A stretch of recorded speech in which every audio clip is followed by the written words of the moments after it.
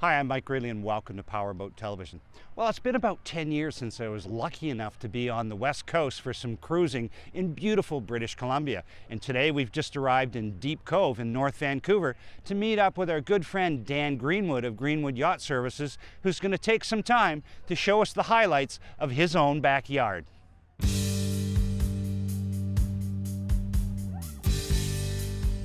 While waiting for Dan to arrive, it was more than pleasant to just sit back and take in the sights of Deep Cove. Kayakers and dinghy sailors from the paddle and yacht clubs were taking advantage of the early morning calm in the sheltered bay.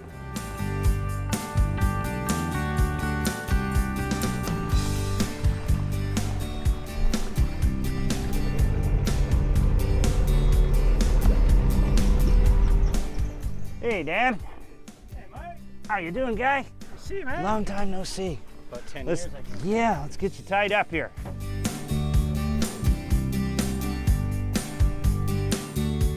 After trading comments on whose hair was now grayer, we were off to Dan's island retreat. Needless to say, I was envious of his daily commute across the waters of Indian Arm. Within minutes, Boulder Island was in view off the bow. After landing, Dan took us on a walk around the island. Strolling along the paths, starting to relax and slow down, I could really appreciate the lifestyle he has chosen. Dan, this lifestyle, this is an awesome view. Here we are sitting on your island outside of Deep Cove. This is fantastic. Yeah, it really is. It's all about lifestyle here on the West Coast. And living on an island, we have just under 5 acres here. We're about 6 miles from downtown Vancouver, and we're 100% off the grid.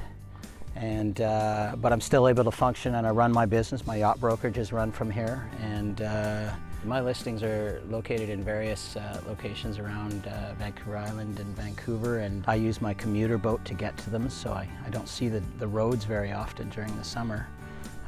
Most places I get to from here to Nanaimo, it's quicker for me to take my boat than get on the BC ferry and go that way. So again, it's all about the marine environment and the lifestyle for me. I embrace it in every way. Even in my shopping, I go to the local public market instead of taking my car and use my boat to get there and back. As luck would have it, a couple who had just purchased their live-aboard boat from Dan were visiting, so I headed over for a chat. Well, we met about 5 years ago sailing, and she had her sailboat, I had my sailboat, and I had my house, she had her house. Things progressed, we got married, and we said we gotta sell the boats. My house is sold, your house. My boat sold, my house sold, and we are now able to do what we always wanted. And Live this is aboard. what brought us together in the first place, our love of boating. The boat, it's a 1975 Chris Craft Commander, 47 foot.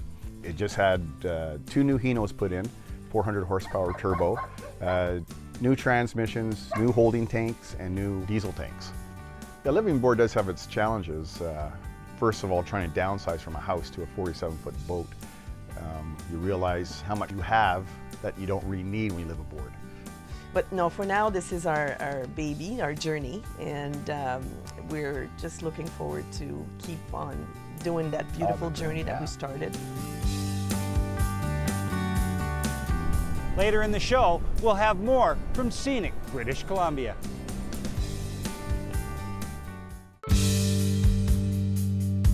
Welcome back. While I was visiting with Joanne and Glenn, Fred Warner from Far Point Marine arrived with a Tierra 39, so we hopped aboard and headed out to cruise Indian Arm. A continuation of Burrard Inlet and Vancouver Harbour, Indian Arm heads inland for 11 nautical miles or 17 kilometers. Once clear of Vancouver and heading past Deep Cove, the wilderness returns. Indian Arm Provincial Park dominates the shoreline on both sides of the fjord, protecting almost 24,000 acres. With its proximity to Vancouver and several marine parks, the waters can be busy with all types and sizes of watercraft on summer weekends. Along the western shore, there is an old mining tunnel carved into the mountain that is quite tough to spot. If the tide is right, you can edge up to the shore and hop off for some exploring. Just remember to bring flashlights. One mystery to be found here are these paintings. No one knows who created them or why. With the sunshine calling, we headed back out to board the Tiara. After a short cruise enjoying the salt and pine-scented air, along with the spectacular scenery, we once again nosed into shore, this time to get a close-up look at a waterfall. As we covered more water, Indian Arm narrowed and was split by Croker Island. Passing west of the island brought us past Bishops and Clementine Marine Parks. Once clear of the island, the Wigwam Inn came into view. Started as a luxury resort and fishing lodge in 1910, it earned a shady reputation as a gambling house after the Second World War, but is now owned and operated by the Royal Vancouver Yacht Club as an outstation for its members.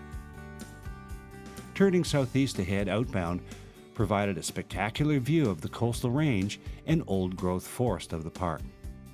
Along the shore is Granite Falls Marine Park, a popular destination on Indian Arm. But to really appreciate the falls, you should visit in the spring.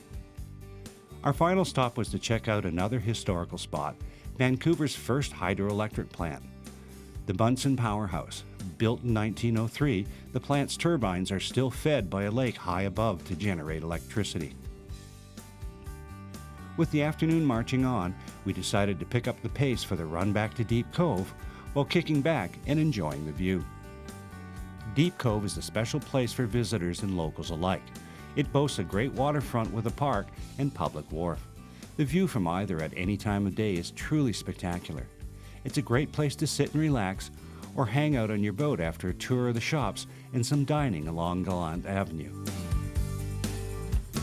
We've had a great day on the water. Dan and Fred have taken us all over Indian Arm from out in the ocean all the way back to the river, showing us all the highlights. It's been fantastic. The weather couldn't be better.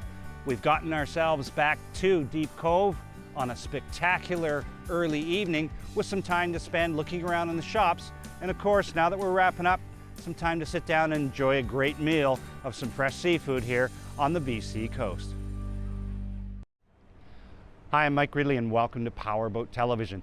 There are few places in Canada where the boating experience can be as diversified as BC's Lower Mainland. You can have a complete urban boating experience in the heart of Vancouver, where we are now at Coal Harbour Marina, or within a short period of time, you can be out on the open water enjoying the coastal mountain ranges, the sounds, and the inlets.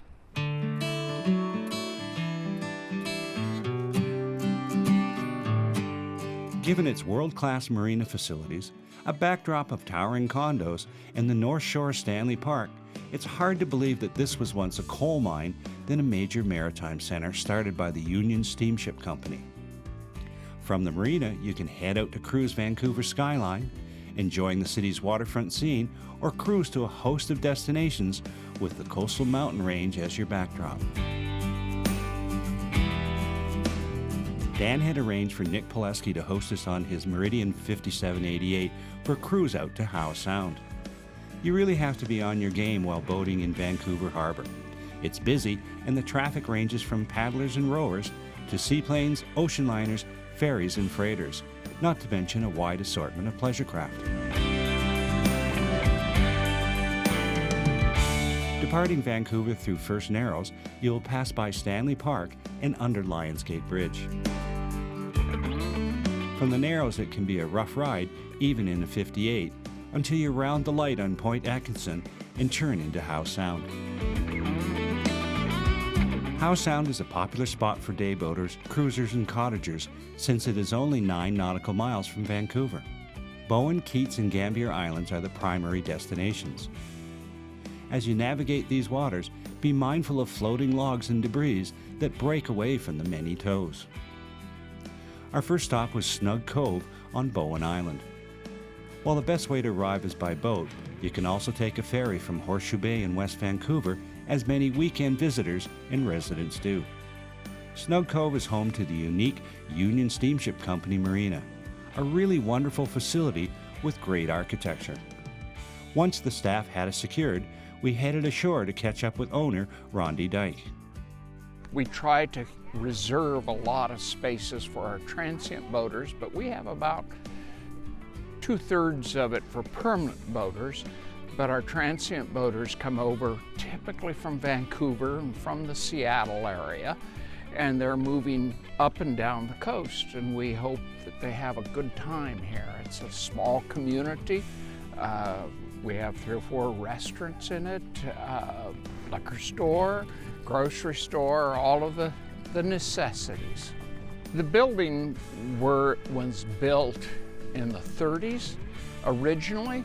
We upgraded them, tried to keep the original ones here, and our cottages and some of our existing rental units for overnight accommodations are all the way in the 20s, and we've tried to keep the historical flavor of them, and yet all the kitchens and bathrooms, everything is like that's been updated. About 3 or 4 years ago, we did build a whole new facility on the water that provides a chandlery or office where you can check in at, and also a very large restroom facility upstairs, men's, women's. We have showers, and we have a lounge with TV, internet. We've tried to make it as nautical as possible with some interesting features. Join us later in the show as we continue our cruise around Howe Sound with a stop at Horseshoe Bay. After our walkabout and a great lunch at Doc Morgan's, we headed back out for the short run to another popular destination, Horseshoe Bay. As you can see, we could not have had a better day for our brief sightseeing tour of Howe Sound. I have to admit the scenery was making me quite envious of the boaters who call these waters home.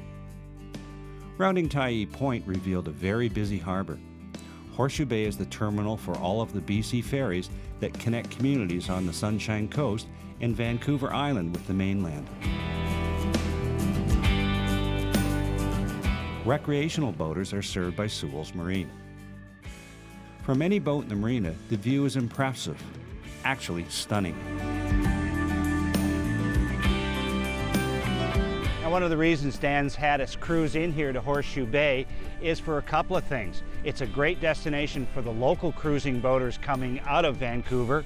It's a home port to a lot of commuter boats that go out to Bowen Island, and a great cruising destination because of the restaurant and the shops. But the other great reason to stop here, if you're visiting in British Columbia and you don't have your own boat, hop on one of the BC ferries, go and take a great cruise on the ferry out to the Gulf Islands or Bowen Island. Or if you want, if you're familiar with operating your own boat, here in the harbor, you can rent a boat and go on your own tour.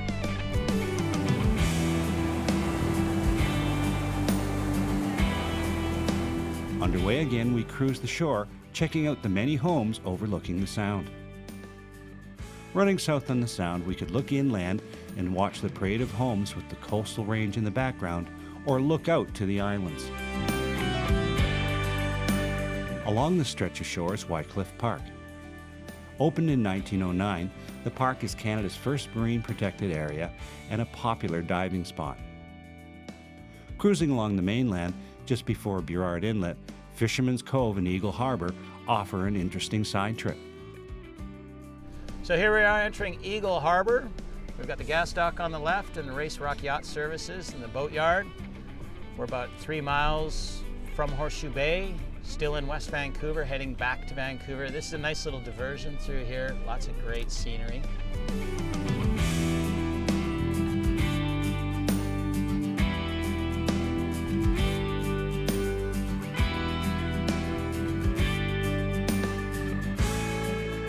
From Eagle Harbour, it was a short run to the Point Atkinson Light and the turn into Burrard Inlet. As you head back towards Vancouver, the vista before you is quite unique. On any given day, multiple ocean-going freighters are anchored outside the harbour, with the city skyline as a backdrop. On a clear day, Mount Baker's snow-capped peak can be seen in the distance.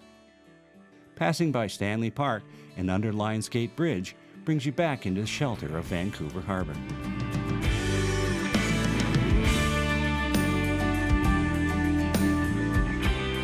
Well, Dan, it's just been a great tour out there on the water. Boating here on the coast is absolutely fantastic. It really is.